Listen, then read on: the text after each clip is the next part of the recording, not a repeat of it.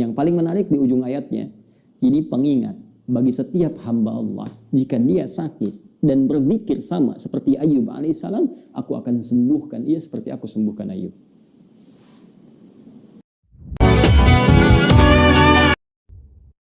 Teman-teman, Anda ingin bermohon kepada Allah dalam keadaan sakit seperti sekarang nih. Ada wabah, ada penyakit, minta. Ini saya berikan satu rahasia penting dalam Al-Quran. Terkadang Allah menguji kita dengan keadaan di sekitaran sampai pada batas manusia kesulitan untuk mengatasinya. Di antara rahasianya supaya kita menyadari bahwa kita hamba. Dan dari situ dengan kesadaran itu kita bermohon kepada Allah. Jadi kalau kita masih angkuh, masih merasa kita mampu, Allah akan berikan yang lebih daripada itu sampai dipaksa kita mengakui kemanusiaan kita, kehambaan kita dan bermohon kepada Allah. Ya Rabb, ya Allah. Rumus ini bisa ditemukan di Quran. Surah ke-6 misalnya, Al-An'am ayat ke-42. Ya, perhatikan kalimatnya. Kata Allah, laqad arsalna min qablik ila umamin min qablika wa qad arsalna ila umamin min qablika, dan sungguh kami telah utus rasul-rasul pada umat-umat sebelum engkau. Fa akhadnahum bil ba'sa'i wad-dharra. Ya, maka Allah menguji mereka dengan ujian-ujian yang tak mudah. Ba'sa wad-dharra, kesulitan, kelaparan, ya gangguan terhadap fisik, bisa penyakit, bisa. Ya, ba'sun itu mungkin terasa masih biasa, sempit. Dharra itu sudah masuk ke fisik. Ya, dharra itu bisa penyakit. Karena itu Nabi Ayub alaihissalam ketika diuji dengan penyakit, beliau menyebutkan durun. Ya, masaniya dhurru, buka Quran surah ke-21 ayat 83. Wa ayyuba idnada rabbahu anni masaniya dhurru wa anta arhamur rahimin.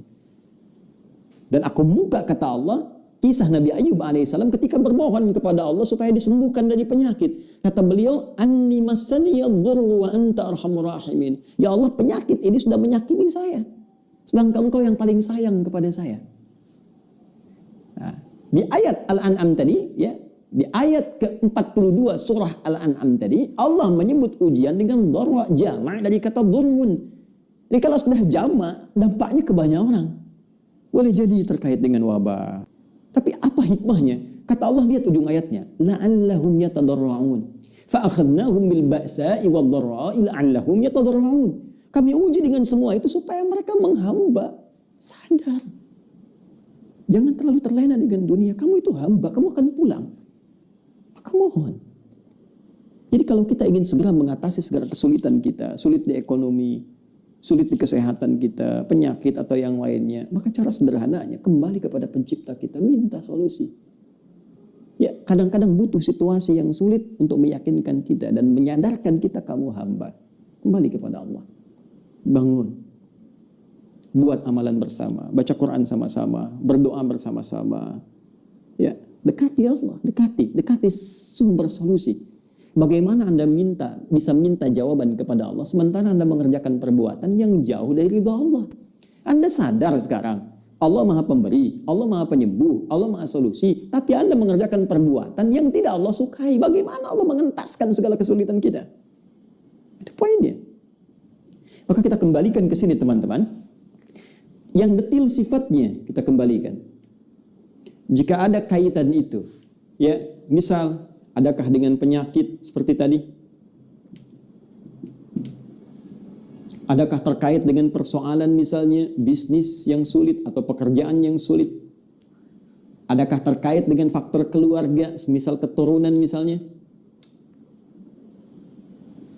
Maka tegas, jelas, diturunkan detil-detil bimbingannya. Saya ambil contoh misalnya, terkait dengan penyakit, langsung kepada puncaknya. Ada doanya Nabi Ayub alaihissalam. Ya, anni massaniyad dhurru wa anta arhamur rahimin. Tanamkan zikir ini.